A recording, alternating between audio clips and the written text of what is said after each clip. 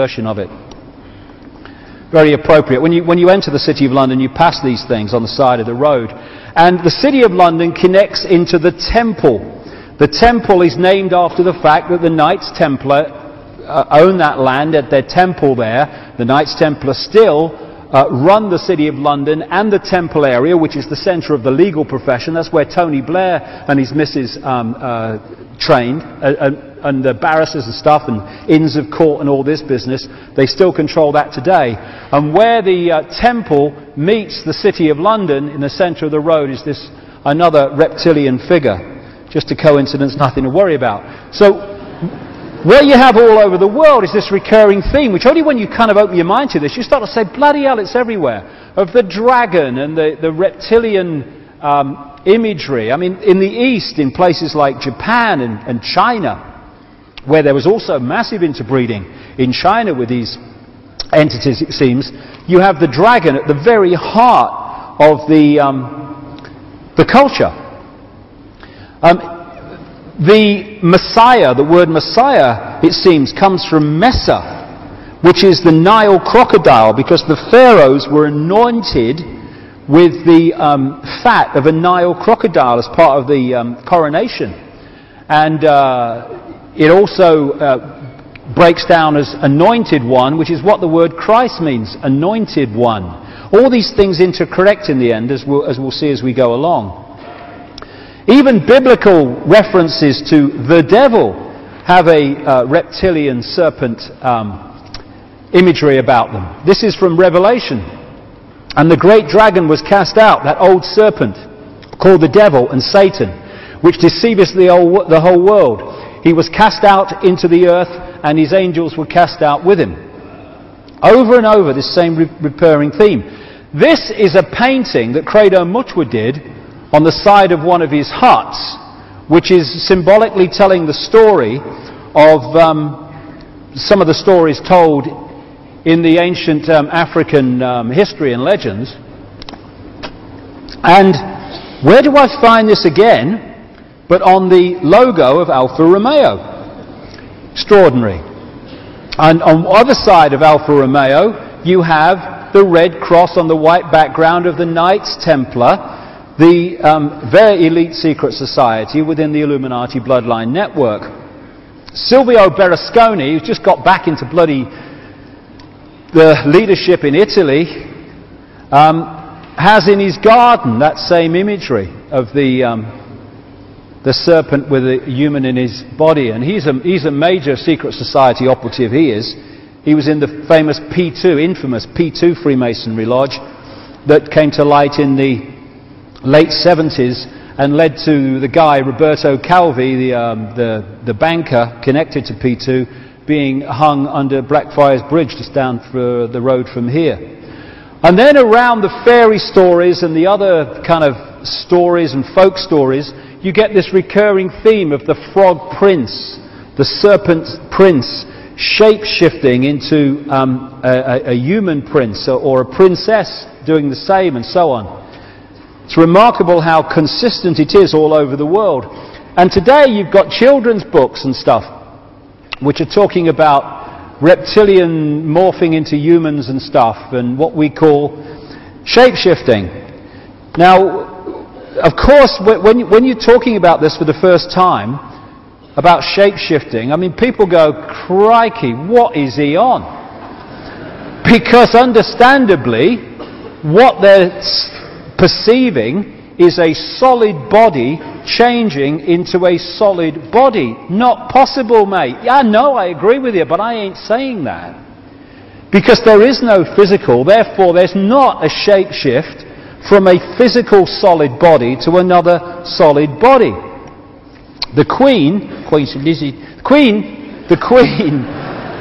is a hologram, like we're all holograms. And if she shifts, it's because the hologram has shifted, the decoding system in the observer has shifted, not her physical body. And what you have are 3 different levels of control, though it goes on further. That's for another day, another time, and a lot more research. But this is one level of it, which is the dark suits, as I call them. And I found this picture on the internet. I thought, how perfect. They're like hollow shells, holographic hollow shells. Not necessarily all of them, but significant numbers are. Others are just gophers who don't know what's going on and are just play the game without realizing the game they're playing. Behind them are those that operate in the shadows that I talked about earlier, who, no matter who's in power, what party or what name, the same shadow people are orchestrating events. As they say in America, it doesn't matter who you vote for, the government still gets in. And the government are these shadow people who are there, whoever comes in and out with a rosette on or a name of a political party. And then you go one step back and you go out of this dimension, basically, or more accurately, you go out of the frequency range called visible light that we can decode and therefore see as a physical experience. These reptilian entities seem to operate, and again, it's not just reptilian. There are many different kinds of entities that do not have a human form, that operate just outside of human sight, and history has recorded them as demons and all this stuff. But the reptilian part of it seems to be very significant to the controlling systems on the planet today. And they operate just outside of visible light. Therefore, we don't see them in the normal course of events. That's just basically like a ghost. When you're looking at a ghostly figure, most of them don't look solid because they're operating just outside of your frequency. Just enough for you to perceive something, but not enough for them to appear to be have solidity. This is very similar to having a radio and it not quite being on the station. You can hear the station, but there's what we call interference, and it's not sharp. Visually, that's what's happening when people see these ghostly, ethereal type figures. So shape-shifting is not the movement from a dense physical body to a dense physical body. It would appear from the endless research that I've done and people I've talked to all over the world and all the rest of it put together, my own experiences sometimes, that what we're looking at are these hybrid bloodlines. Because of the hybrid nature of the DNA, the software program, they have a vibrational sympathy with that which interbred with them.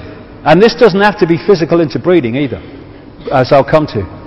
And so these bloodlines can be, quote, possessed, their emotional, mental faculties taken over much more easily than the general run of the population does not have that hybrid DNA, thus that vibrational sympathy, compatibility between the two energy fields.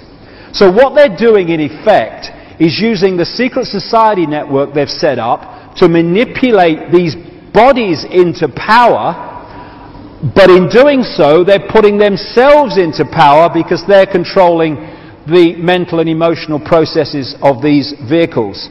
Now, when we look at, say that's a major politician or something, when we look at him with our five-sense sight, we are going to decode that level of him that is operating with invisible light. So what do we see? We see a human. But behind him, just outside of that frequency range, we'd see something very different. And I've met endless people who've seen it, who do have that ability to move their visual frequency range further than the norm.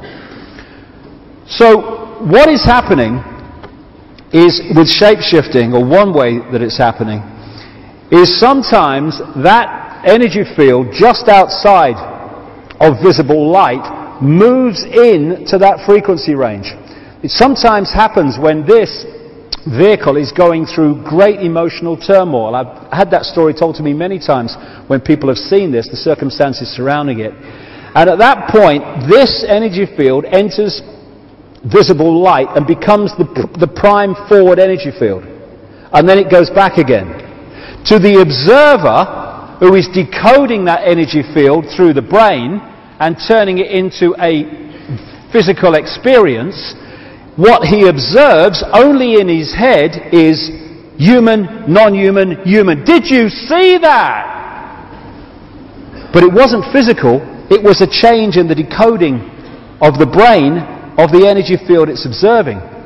And this interbreeding can happen without coming into the physical, because these are energy fields, and these energy fields can send down genetic codes down into this reality.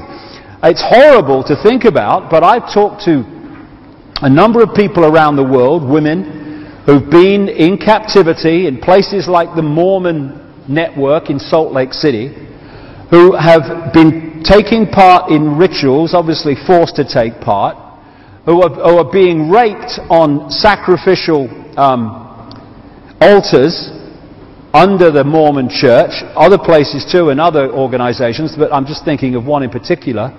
And she told me, and the same story I've heard elsewhere, she looked up while this rape's going on, and around the rapist was this ethereal, non-human figure. Through this energy connection, things can be sent through to affect the genetics, the software program of the child that results from that situation. Because to them, like I say, they know it's a computer, and they know the computer software can dictate behavior and perception, and they want puppets. It may sound strange, but I feel for a lot of these people in power on the human level, because they're just puppets themselves, like bloody robots. Here you go. A lot of these people are not in control of their own perception, and this is why, you know, what they do a lot is they'll target someone. What they want to know is who's got the bloodline and who hasn't. Because this bloodline genetics won't manifest itself in cold-blooded behavior and all the rest of it that we see unless those codes are open. It's like having a computer. It's got lots of codes, but unless you open them, it doesn't affect the computer screen. In other words, the reality of the computer. You have to open it. And what they do is target a lot of these people. This is why they want a DNA database. They want to know who's got it and who hasn't. And that gives them, obviously, a great way of finding out.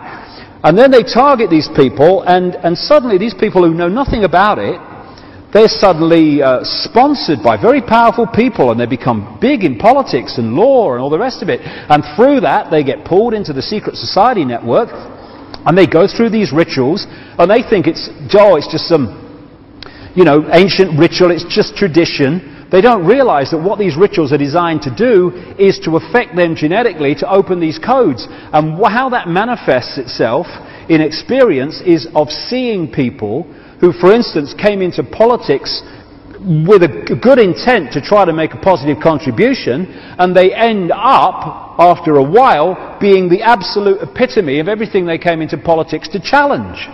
Because there's been a process of personality takeover. It's not always for that reason, but that's one of them. So what we're looking at, I would suggest, but you know, people make of it what they will, are fields where we decode the human one, but behind it is another one that looks anything but human.